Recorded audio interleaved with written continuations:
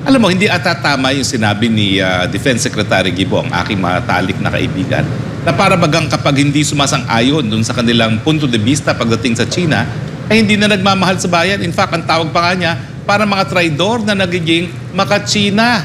Well, ang solusyon siguro ni Secretary Gibo at ng ibang mga advisors ni Presidente, hay, talagang himukin natin ang mga Pilipino na magalit sa China. Gibo Teodoro, number 1 nga po yan sa bar, pero wala pong kinalaman yan sa sinology. Wala pong kinalaman yan sa China Studies. Sige, itrato natin kalaban ng China. Ano nangyari? Tayo, yan tuloy. Secretary Gibo, winakwakan ka na usto ni SAS. Opo. Ano yung sabi nila? Publicly hating China, privately making billions out of China. Magandang araw mga kaibigan. Okay, usaping West Philippine Sea naman tayo ngayon. Ito, si Attorney Roque, lantaran na kinokontra niya si Defense Secretary Gibo Teodoro tungkol sa strategy ng Philippine government in dealing with China. So, according to Attorney Roque, ang strategy ng Philippine government is to induce, hikayatin ang mga Pilipino na magalit sa China. Parang ganun ang sinasabi niya. Tapos, kung yung mga tao na nagsasabi na huwag tayong padalos-dalos, kung pwede usap-usap lang, diplomasya, yung mga ganong line of thinking, tinatawag ng traidor ng bansa. Yon ang punto ni Attorney Roque. Ako, personally, hindi ko gusto ang ginagawa ng China sa atin sa West Philippine Sea. Kaya lang, iniiwasan kong magalit. Kaya hindi ako masyadong nag-vlog tungkol sa West Philippine Sea.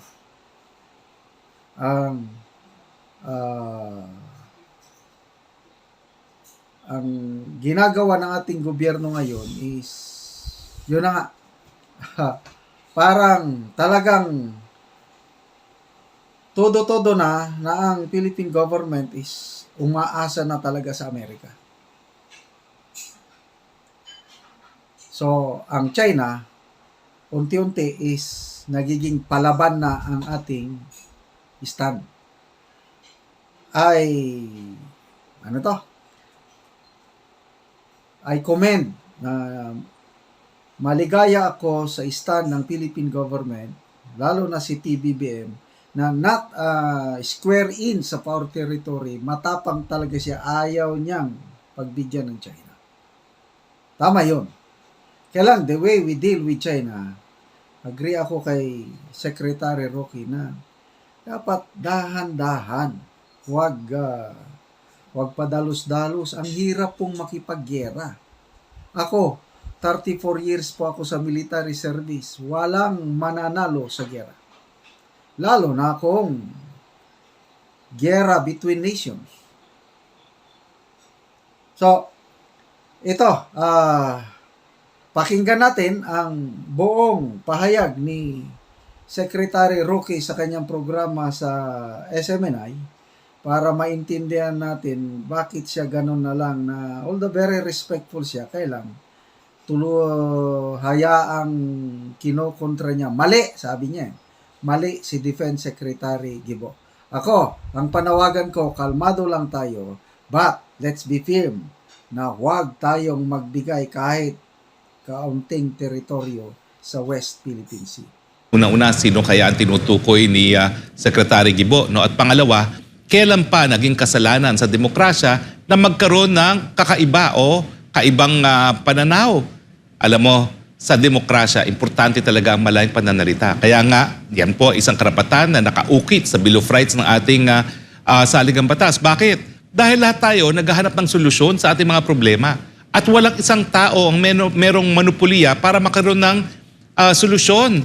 Kaya nga ang sabi ng hukuman, no, ang totoo talagang batayan ng katotohanan ay yung pagtanggap ng isang ideya sa malayang merkado ng idea. So kinakailangan pausbungin lahat ng mga idea dyan. Let a million flowers bloom, let a million thoughts bloom, dahil tayo po ay naghahanap ng solusyon. Now, ang solusyon siguro ni Secretary Guibo at ng ibang mga advisors ni Presidente, ay talagang himukin natin ang mga Pilipino na magalit sa China. Pero ano pong alternatibo? Ang alternatibo naman po, meron naman pong solusyon. Diplomasya. Gamitin yung bihasang sugo natin na si Jaime Flor Cruz na tinalagang president ng ating presidente bilang sugo sa China dahil siya po ay 4 na dekada ng batikang mamamahayag at kilala ang lahat ng tao sa China. Kesa naman kung sino-sino pinakikinggan dito. Sino ba mga pinakikinggan? At tingnan natin kung naintindihan nila ang pag-iisip ng China. Foreign Affairs Secretary Manalo. I'm sorry po, he's a career diplomat but he's not a China specialist. Kailangan po talaga natin dito, China specialist na malaman natin kung paano mag-isip at paano gumawa ng polisiya ang China. Babes Romualdez, Ambassador Babes Romualdez, siya po ay PR practitioner. At alam naman po natin na matagal na niyang kliyente yung mga Amerikano. So talagang isusulong niya ang interes ng mga Amerikano dahil nung siya ay PR practitioner, talaga naman pong sinusulong niya ang interes ng mga Amerikano. Martin Romualdez, hindi rin po yan China specialist, okay? Siya po ay pinsan ni Ambassador Romualdez at talaga namang ang magpipinsa, nagtutulungan, isulong dahil sila po ang nakakabulong ngayon sa tenga ng presidente. Guibo Teodoro, number 1 nga po yan sa bar, pero wala pong kinalaman yan sa sinology. Wala pong kinalaman yan sa China studies, no? Hindi ko po sinasabi, ako bihasa. Pero ang tunay na bihasa, si Ambassador Jaime Flor Cruz. Kaya nga po, nung nasira nating ambassador na gaya ni Jaime Flor Cruz, na isang batikang mamamahayag din, ay pinakinggan ni Presidente Duterte, nabawasan po talaga ang hidwaan sa panig ng Pilipinas at China. Sige!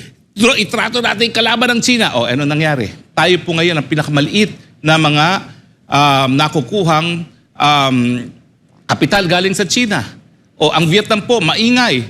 Pero alam nila kung paano mag-isip ang mga Chino. Kaya, miski maingay sila pagdating doon sa pinag-aagawang teritoryo, napakalaki pa rin ng kanilang in-invest. Siguro sa susunod na programa, isa-isahin natin kung magkano nakukuha ng Vietnam, magkano nakukuha ng Malaysia, magkano nakukuha ng Indonesia at makikita nyo, katiting lang ang nakukuha ng Pilipinas. Bakit? Kasi mas tinuturing nga natin kaibigan ang mga Amerikano. Ano ba nakita natin ngayon sa kanila? Ayan, nagbanggaan. Anong ginawa ng mga Amerikano? May ginawa ba sila? Yung mga akalain nila, nasasaklolo si Uncle Sam pagkaroon ng sigalot sa Pilipinas, ano pong ginawa na naman ng mga Amerikano ngayon nagbanggaan? Meron ba? Wala naman po di ba nga nawala sa atin ang Boro? Dahil naroon na nga tayo sa Boro, pinaalis pa tayo. Nino, hindi po ng mga Chino, mga Amerikano mismo. Kailan ba tayo matututo ng kasaysayan? Ang kasaysayan po, ang kauna-unahang pagkakataon na nagkaroon tayo ng napakalapit na relasyon sa China ay hindi po naging mabuti sa ating bayan. Ito po ang pinakamadugong digmaan at ito pong digmaan na talaga naman pong initsipwera ang batas na umiira sa digmaan dahil lahat po ng gumagalaw na bagay, pati aso, pati pusa, isinabing patayin ng mga Amerikano. Yan po ang gera ng Philippine-American War. Diyan po nila sinimulan ang water treatment na pahihigain ka, lalagyan ka ng panyo sa bibig at bubuhusan ng tubig para masimulate kung paano ka nalulunod as a form of torture. Made in the Philippines by the Americans po ang waterboarding. Huwag natin kalimutan yan. Ngayon, meron bang ganyan tayong kasaysayan sa China? Ang kasaysayan ng China, nung bumisita doon ng isang namumuno ng sulu at namatay doon, binigyan ng state funeral. Napakatagal na nating nakikipagkalakalan sa China at yan po ang ating interes. Dahil ang interes natin, hindi po gera, kung hindi mas maraming pagkain sa pagkainan ng mga Pilipino, yan po dapat ang pulisiya ng bansang Pilipinas. Saan ang makakabuti? Saan makakataas ang antas ng kabuhayan? At huwag niyo pong sabihin na kapag sinabi natin na ayaw namin ng gera, gusto namin makipagkaibigan, lalong-lalo na sa kapitbahay, na pangalawang pinakamayaman na bansang sa daigdig, ay kayo'y traidor. Huwag naman po. Sa demokrasya, yan po ang talagang iniiwasan. Yung filosofiya at pag-iisip na tanging ilan lang ang merong monopolya sa solusyon sa mga problema natin. Yan tuloy. Secretary Guibo, winakwakang ka na usto ni SAS. Opo. Ano yung sabi nila? Publicly hating China, privately making billions out of China. Wag naman kasi na babansagan natin, ang kinakailangan natin, debate. Makipagdebate tayo. Wag tayong Slogan ng sloganeering. Ako, umalis ako dyan sa kaliwa dahil wala naman silang pagdebate. Palagi na lang, ibagsak. Tatanong mo bakit? Ibagsak. Oh. Ngayon, ang gusto nilang slogan, hate China, hate China. Oh. Di ba yan ang katotohanan? Debate. Anong pinakamabuting solusyon sa problema? Hindi lang po kayo ang may solusyon. Di ba? Nakita naman natin yan eh. Anong solusyon sa kasaysayan? Oh, nung inaway natin ng China, anong nangyari sa atin? Pinagbawal ang pagpasok ng ating prutas. Sino ang nagdusa? Hindi naman yung mga sumisigaw na mga opisyales na merong mga tinatanggap na perang gobyerno na hindi liniliquidate at sinisertify lang. Yung mga magsasaka na hindi tuloy nakapag-export ng kanilang tanim doon sa China. Sa totoo lang po ang buong mundo ngayon nakikinabang na sa China, lalong-lalo na dyan sa kanyang Belt and Road Initiatives. Pero tayo, dahil inaaway natin ng China, ayun po, ang mga funding na infrastructure project naaantala. Bakit naman kasi magbibigay ng pondo ang China sa isang bansa na tinatrato siyang kalaban? Kailan pa po tayo nagkaroon ng kalaban sa ating kasaysayan? Hindi po yung kabahagi ng anyo ng Pilipino nagkakaroon ng kaaway, lalong-lalo na kung siya ay higanting kapitbahay. Ulitin ko po sa Pilipino, importante ang samahan sa kapitbahay. Makipag-away ka na sa kamag-anak, wag lang sa kapitbahay. So yan lang po ating sinasabi.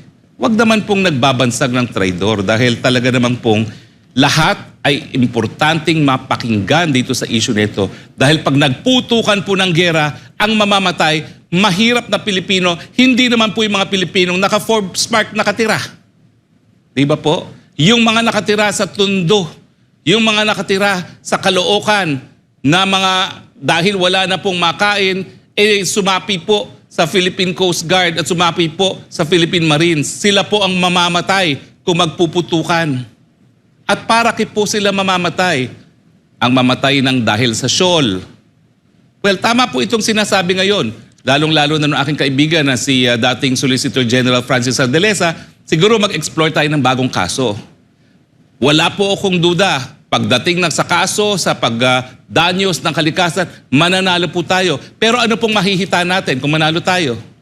Tandaan niyo po, bagamat ako mismo ang nagsabi na yung pangyayari sa Scarborough Shoal ay dapat talagang i-arbitrate. At nanaig naman ako dahil yung isa po dyan, ang pangalan ay Justice Carpio, ang gusto naman niya, conciliation. Ang conciliation, wala po yung solusyon. Kapag di nagkasundo, walang mangyari. Ako sabi ko, arbitration.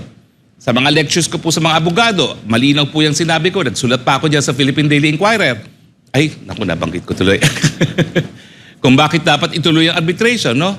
O nanalo nga po tayo. Tama po, nagkaroon ng klarifikasyon ang mga pinag-aawayang issue pero hindi po nagkaroon ng ruling kung sino ang may-ari ng mga isla dahil nga po ang jurisdiksyon ng Tribunal for the Sea ay karagatan lang. So yung pinaplano nilang bagong kaso, ganyan na naman. Binding arbitration, International Tribunal for the Law of the Sea, mananalo tayo. Pero, anong makakamit natin kung manalo tayo? Ang nangyari, nung tayo po ay nagsulong ng arbitration, nung kauna-unang pagkakataon, nagtayo ng base militar ang China sa 3 isla na nasa exclusive economic zone ng Pilipinas. So, bagamat ang international law po at batas ay importante sa relasyon ng mga bansa, hindi po dapat ginagamit ang demandahan bilang instrumento ng diplomasya kasi kapag nagdemandahan po yan, adversarial, hindi po yan tatanggapin na mabuti ng kabilang panig. Nanalo nga po tayo, ano nahitaan natin? Wala po kasing pulis ang international law. Wala pong sheriff na mag-i-enforce. Kapag hindi pumayag na ma-enforce ng kalaban natin ang desisyon, wala rin tayong mahihita. Although, ang paniwala ko naman, mayroong mga aspeto ng decision na rin nirespeto ng China, lalong-lalo na yung pangingisda ng aking mga kliyente dyan sa Boro. Bago pa po maging fashionable na tirahin ang China, tinira na po natin ang China dahil nga doon sa kanilang pagkakait na magkaroon ng hanap buhay ang mga mangingisda ng Boro dyan sa Masinloc. Pero nagbago na po ang equation dahil nanalo na nga po tayo sa arbitration. Kahit anong sabihin ng China, hindi niya tinatanggap yan, walang legal na basihan ang 9 dash lines at yan po ang pinaka-importanting panalo natin. Pero yung agawan ng isla, patuloy pa rin.